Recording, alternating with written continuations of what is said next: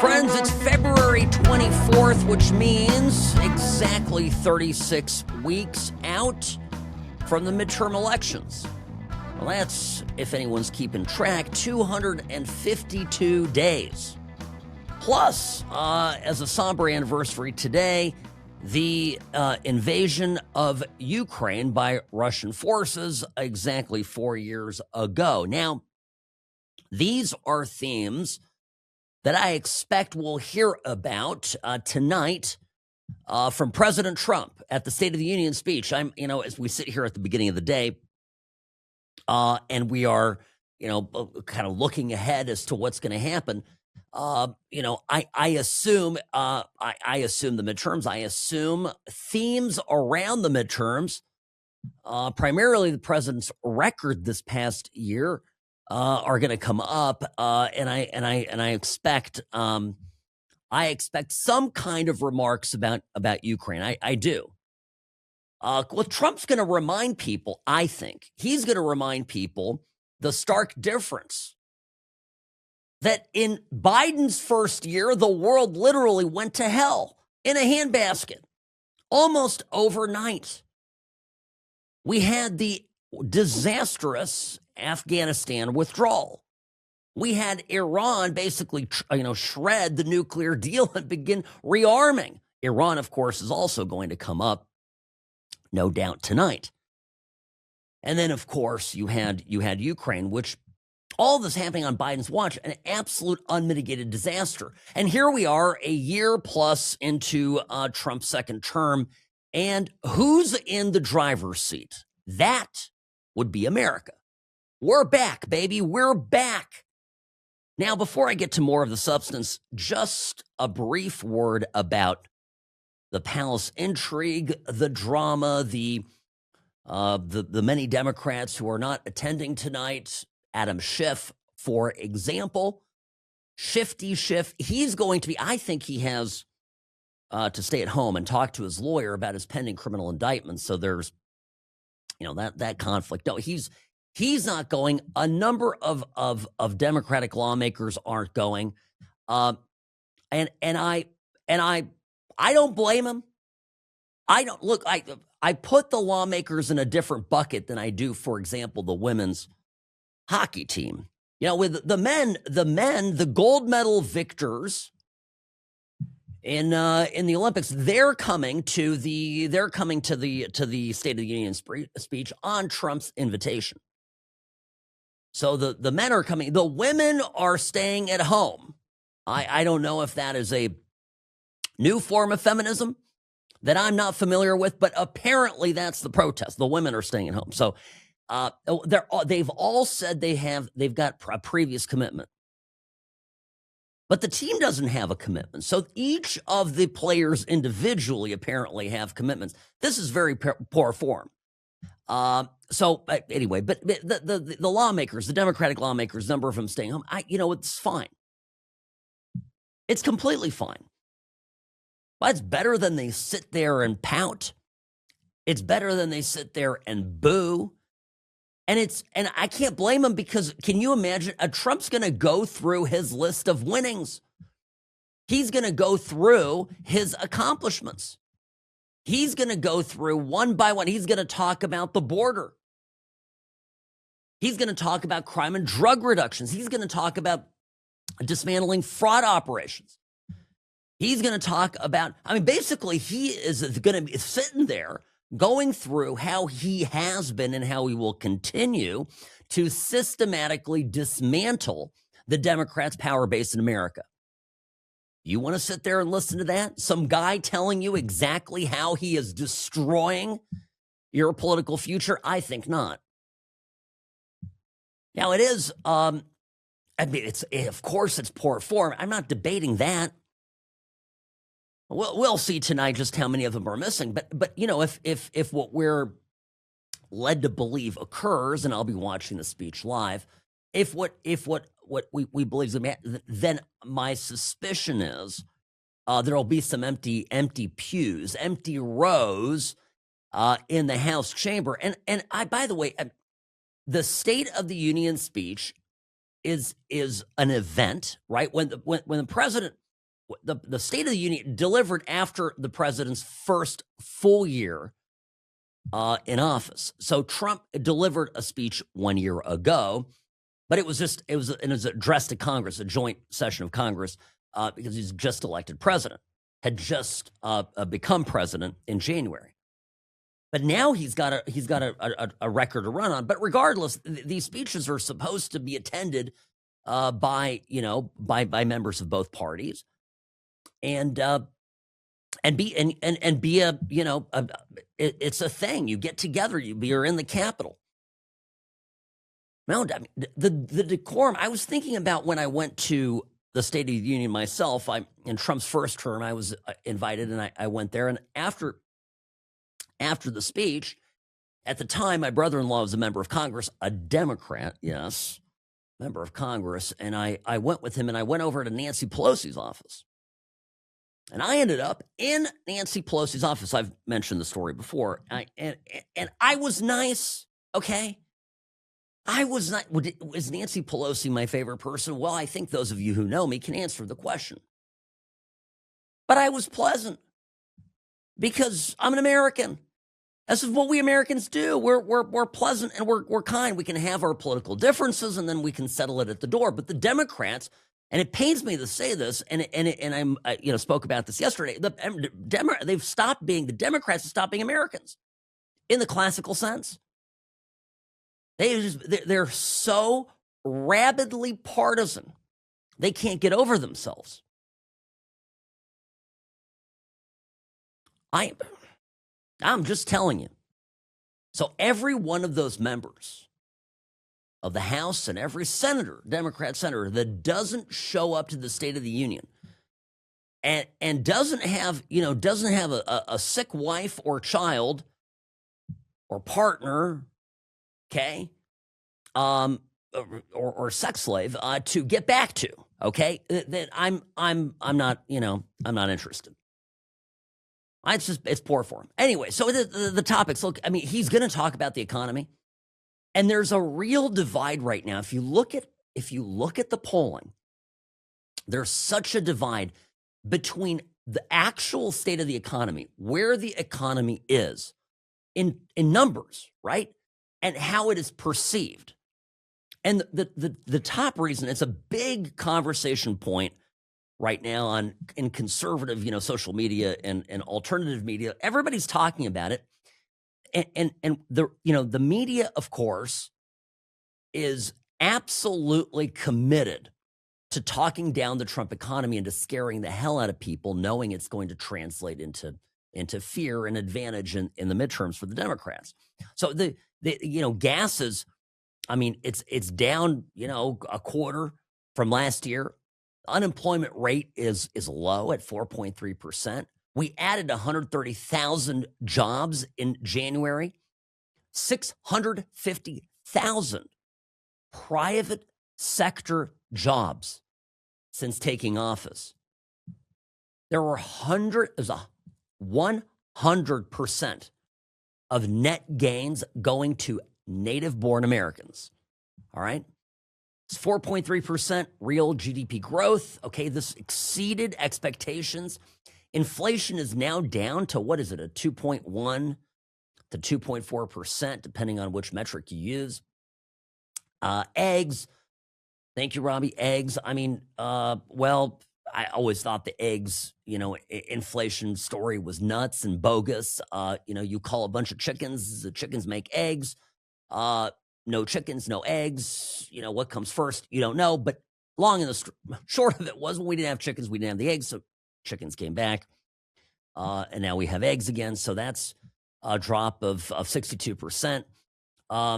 Look, the number I am positive Trump is going to talk about is the $7.6 to nearly $10 trillion that has been now confirmed and committed to by offshore companies, be they American-based or not, foreign entities coming back to America, and deregulation, and then the tariffs. He's going to bring up tariffs.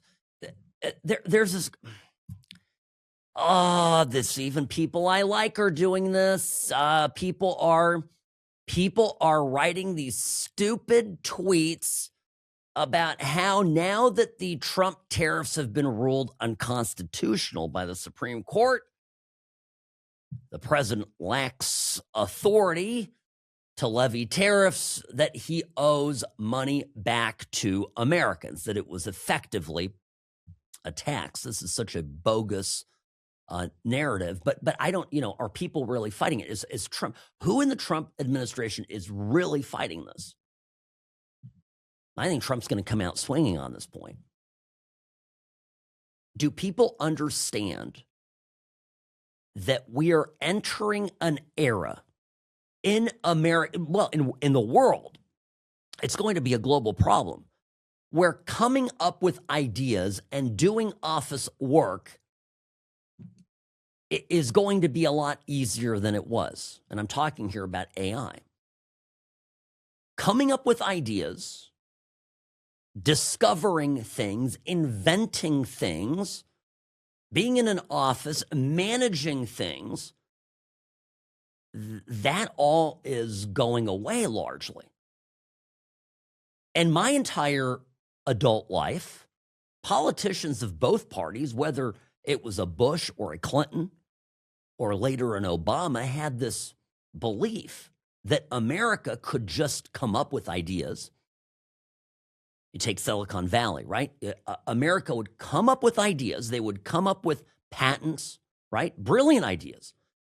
And we would lead the world in innovation, but that the dirty work would be left to, the slave labor out in China. I'm putting that, that's in quotes, but really outsourcing the dirty work to China, to India, to Vietnam, Mexico, even right, NAFTA, et cetera. And it was this perfect thing where the kind of capitalists, the uber capitalists, and the environmentalists signed up for this unholy alliance. Where okay, we're going to offshore our dirty industry. We're going to send it to the third world. We're going to keep America clean. And then there was this. Now we're discovering a myth that everybody in America would have these big, great office jobs, and we would basically move out of factories. And this was the plan, because how many times have you heard some Democrat, be it Obama or Biden, tell out of work miners or industrial workers, factory workers, well, you get a coding job, just go get a work in an office. Then they would say this. They would absolutely 100% say this. Well, I'm giving you the background. This is the argument that I would make if I were Trump. I don't know he's going to put it in these terms. But if we do not have manufacturing in this country in the age of AI, and I mean that 2 years from now, if we do not have manufacturing, our economy is done for. We're done. We'll have tourism. Las Vegas will still be a thing. California, places people visit, will be a thing. Disneyland will be a thing. Entertainment, but that's it.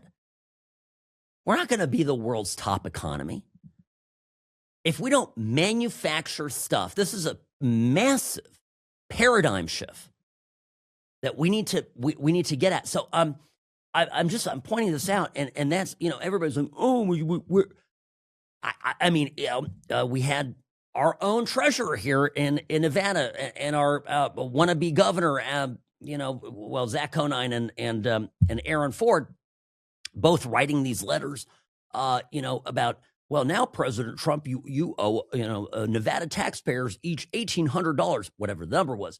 A number of Democrat governors have done this across America as well. It's so silly. And it's silly because, number one, these tariffs were never about revenue. And Trump's going to talk about revenue. He's going to talk about putting that money back into the pockets of Americans. He will do that. I promise you. But the real argument is, and maybe he's right. Maybe this is over the heads of most, people out there. But the real argument is, if we don't bring these factories back, if we continue to make it worthwhile for companies to produce things overseas and import them into our country because we are constantly being permissive with our tariff rates, if we continue to do that, America won't, be an economy certainly within 5 years, maybe as early as 2. And I'll admit this freely, that I am surprised and shocked and am late to the game among people who know tech, who understand tech, to just how quickly and radically the capabilities of AI are expanding. And I've mentioned this before. I don't want to get into a long conversation about it, but it matters on the tariff front. Okay? Well, give us our money back. You know what? If it were left to the Democrats, we wouldn't have a country in 5 years. And that's not an exaggeration, right? That's not me being, just going off the deep end. By the way, is he going to bring up MAHA? Make America healthy again. It was a blink of an eye ago that we had a transvestite as our chief health officer here in the U.S. Mr. Levine. Admiral Mr. Levine. Can you believe this? Just this little fat, chubby, rotund trans goblin. And now we've got a guy who certainly has been at the forefront of advocacy for health, for all sorts of things that used to matter to the left, by the way. It used to matter. I mean, every liberal I knew was talking about organic food. Hell, I'm old enough now to remember when Trump was getting made fun of when he came onto the political scene and started polling above, 2%. All the liberals I knew in my life were like, can you see him? That guy eats McDonald's. He eats McDonald's. That guy he's the unhealthiest guy. You can vote for a rube like that. And now, along comes this, what I think is a magnificent partnership between Trump and Kennedy. And him and Bobby are still going strong. And Trump's eating his burgers, of course, but we've finally addressed the stupid food pyramid, which I think anybody that follows health understands has been outdated,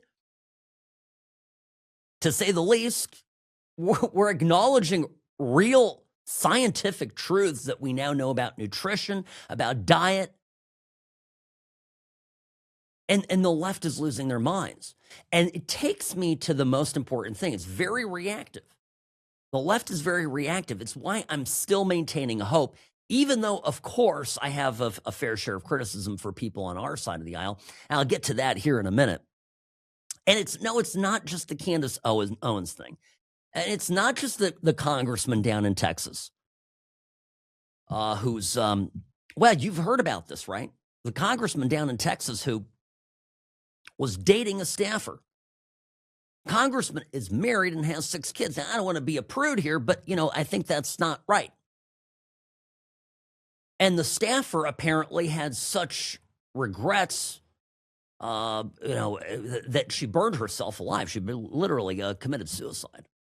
Self-immolation is what we call that.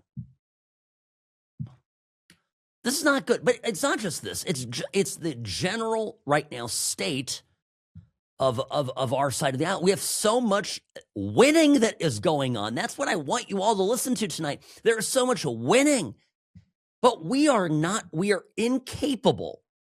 I mean this, our side of the aisle. We are incapable of just enjoying something for a gosh dang minute. We have to continue. We have to continue just making it complicating things. We got to fight over stuff. We got to disagree.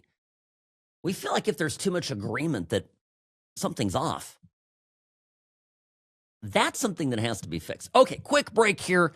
The What's Right Show brought to you by Sam and Ash Injury Law. We'll be back in a minute. My email, sam@whatsrightshow.com. And of course, on Twitter, on X, as it is now called, at What's Right Sam.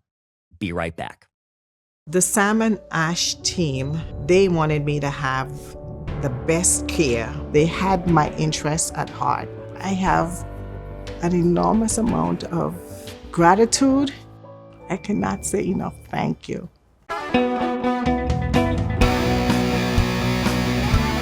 All right, folks, listen up. This is a special, important announcement. I make this every day here that I'm on the program. I tell you about Sam and Ash injury law. Please, for the love of everything that is good in life, do not try to handle your personal injury case on your own. And by the way, I know some of you go, well, I don't even want to handle it. I don't want to do anything with it. I just want to let it go. And then you wait years, and suddenly you're off to see your doctor. You got, hey, you know what? This back pain thing isn't going away. This pain in my neck isn't going away. Your doctor goes, oh, yeah, you're going to need surgery. Look at this MRI. Look at the CT. And then you go, and you go, well, okay, well, all right, fine, let's do it. And the doctor goes, okay, but your copay is going to be $8,000 because you've got Obamacare. And all of a sudden, your really principled take on not going to see a personal injury lawyer is going to start to seem like the dumbest thing you've ever done.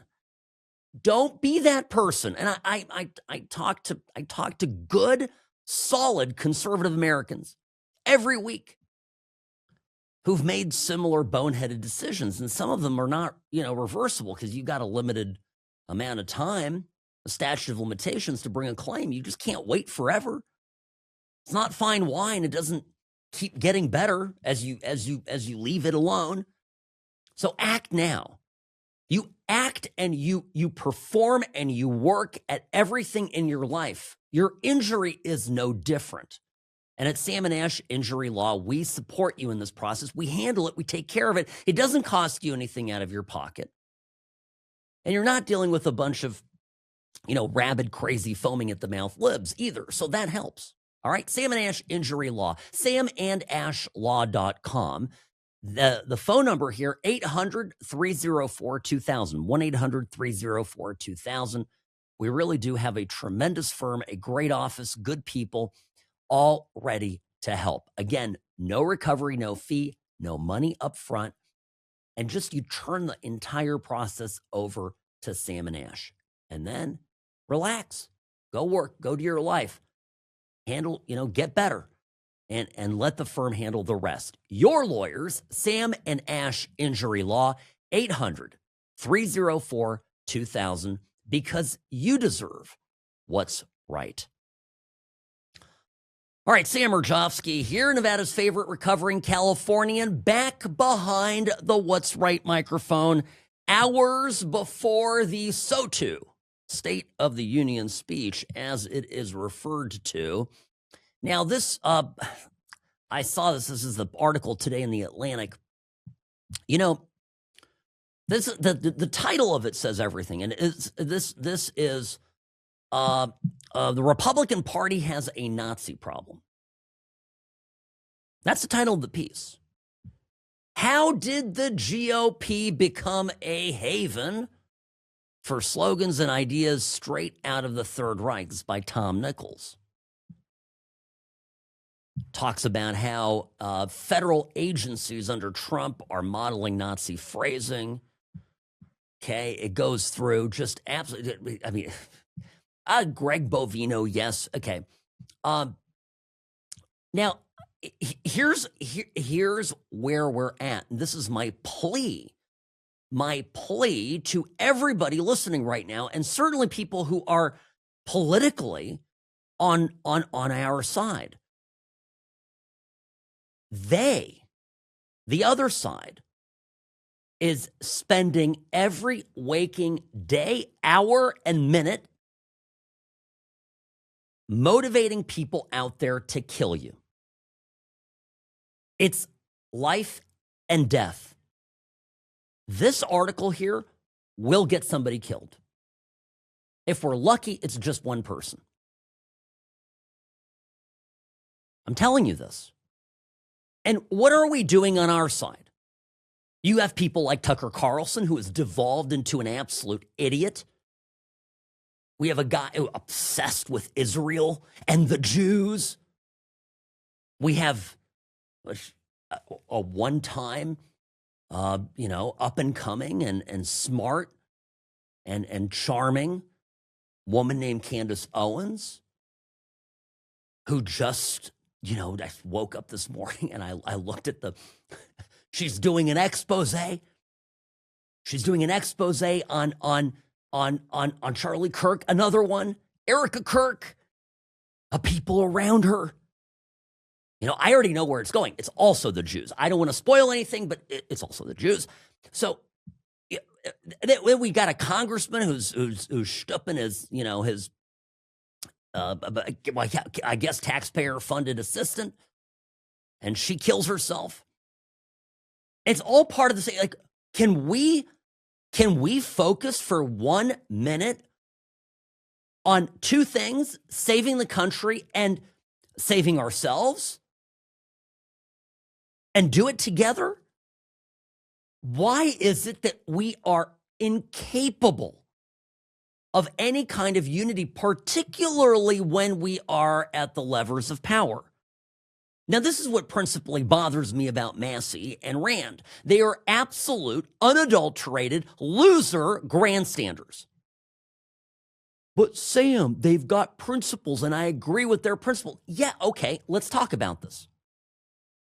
To me, the deficit is an existential threat to the survival of the United States. It's one of them, okay? We have many.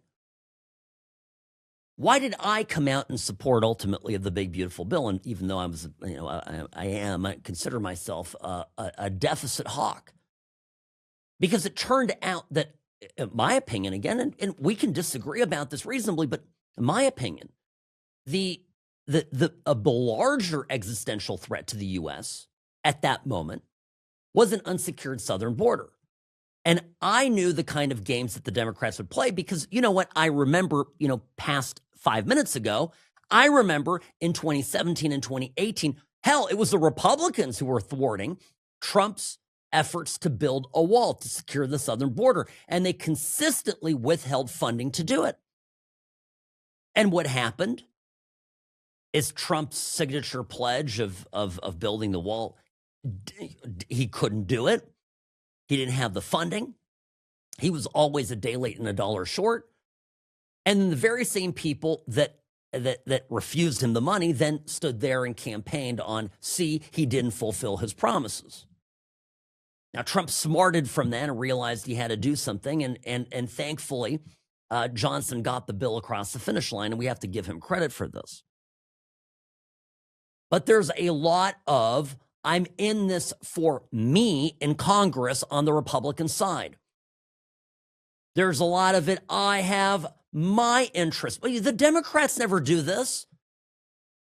The Democrats, particularly under Nancy Pelosi, could fall in line. And boy, did they fall in line. All in, all the time. The Democrats just did it. But no, we are in our way. And then we have these people. This is the problem, here on this program, on this show. I just can promise you this. I'm never going to do anything just for the clickbait. And it's easy to get to 1 million followers relatively if you're willing to be a psycho. I mean, I'm not saying everybody who's got a large following is, but in the case of Candace Owens, and right now what Tucker is doing, it's all there for their benefit. And it pains me. Because in Tucker's case, actually a smart guy, his dad must be rolling in his grave. Just, I don't even know what to say. Well, the Huckabee interview, again, I have no problem. I'm going to say one thing about the Huckabee. If you missed it, check it out. I'm not going to dwell on it, but I'll say one thing about it. You don't get to go and press Ambassador Huckabee about every little detail and then sit there and listen to, I don't know, Nick Fuentes say, yeah, Stalin's a great guy, and just go, yeah, okay. Next topic. Like, I'm okay if you're the kind of interviewer that pushes everybody, okay, to give an answer. I'm okay if you're the kind of interviewer that is asking tough questions.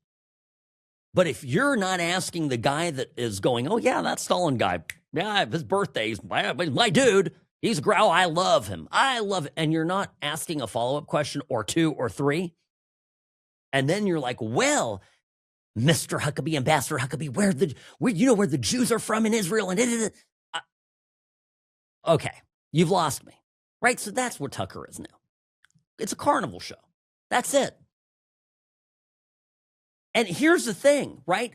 Congress as a whole, Trump via executive action is moving, and he's moving because, well, number one, we don't have enough folks in Congress. I understand it's a numbers problem. I don't want to sit here just and rag on Speaker Johnson either. Although he is not a particularly inspiring leader of the ruling party in Washington, I'm going to tell you that. But he's not. He's not. But we need more bodies. And that takes me to the SAVE Act. Trump is going to talk about this tonight. I'll bet money on it. Trump is going to mention it. Now, we need bodies. The one clear way of getting that done is to pass the SAVE Act. 71% of Democrats want it. Over 84% of Americans total want it. Voter ID. And what are the Democrats doing? The Democrats are going, oh, you're too stupid to get your birth certificate. And you got the governor of California, future president wannabe, Gavin Newsom, running around saying, oh, yeah, I got a 940 on my SAT. I'm just as stupid as you guys to a room of African-American supporters. Right, this is where it's almost parody. It's become parody. And in this moment, this is a time to strike. And what does Congress do? They're sitting around going, well, I don't know. The Senate, I don't know. We got to get past 60. We got to filibuster. What faith do we have in you if you can't get this done? And I don't want to hear, oh, Trump, yeah, we got to, in the air. I absolutely loathe. I'm sorry, Robbie. I know you're have been a longtime Rand Paul and Massey fan. I'm starting to loathe those two. Because I'll tell you this. Okay, I understand constitutionally. They go, well, it was under this particular act, Congress did not delegate this authority to the president. Okay. Then pass a bill. Fix it. We have a majority. We have the House. We have the Senate. Do away with the filibuster. Harry Reid already, that sent that packing. Do it. Get it done. But they spend more time grandstanding as I'm a defender of the Constitution. And then you've got these these Republicans that sit around and go, and I'm a constitutionalist. But it can be fixed. This wasn't a ruling that he violated the Constitution. Violated an act. He exceeded that act's authority. Now, the beautiful thing, of course, is with the tariffs. Is Trump already knows that Congress is a bunch of dolts, and nothing's going to happen.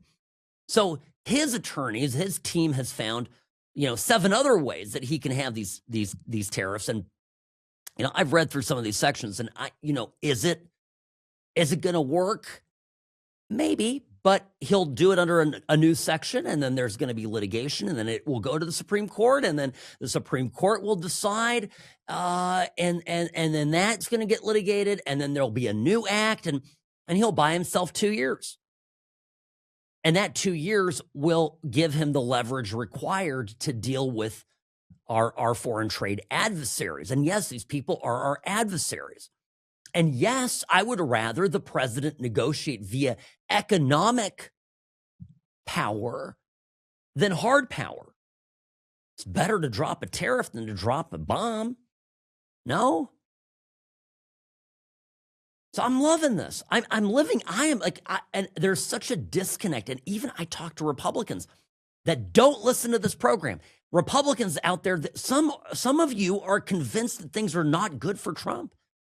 And I'm gonna tell you something. Where do you get that from? Because Trump campaigned, let's go through the list. Again, these are going to be topics in the State of the Union speech. But Trump literally campaigned on a border that's closed, right? Campaigned on law and order. He campaigned on getting inflation down, repatriating American jobs, right? That was the bulk of Trump's campaign. And then I don't want to spoil any secrets here, but he won. He won on what he campaigned for. And then he got into office and he did what he campaigned on. That's a great political equation, right? So where did we get it in our heads that Trump's not popular? Now, the midterms, I think, to the extent that they're a bloodbath to the Republicans, are a much greater indictment of the problem I described. Inaction on the part of Congress, House and the Senate, political infighting among people that were, at the time in 2024, part of the Trump coalition. But as soon as we won and we got there, then they had to each carve out for themselves a little brand, whether they're, a Candace Owens type or a Massey type or whatever. We quickly forget how bad it was under Biden. Some of these people go, it would be better for me if I was just an opposition guy and we had Gavin Newsom as president, or maybe even Kamala. There's Republicans that think this way. And these are deeply unserious people. These are people who are not committed to saving the country. They like being in office, and they like tweeting, and they like being on television, and like building their personal brands, and they should go be influencers. They can go be on the Candace Owens network of the criminally insane. Boy, I'm fired up about this. No, it's all of it. All of it is so profoundly obnoxious. The Team USA, they rolled into a hockey team, the guys. They rolled into a Miami nightclub last night and they led the national anthem. That's America. Okay? That's unbelievable. And Trump held an event yesterday at the White House for the families of people killed by illegal immigrants. And you know what a recurring theme of that was? A recurring theme was that there were many of these Americans, some of them quite young, murdered by illegal immigrants that had been let go, released over and over again.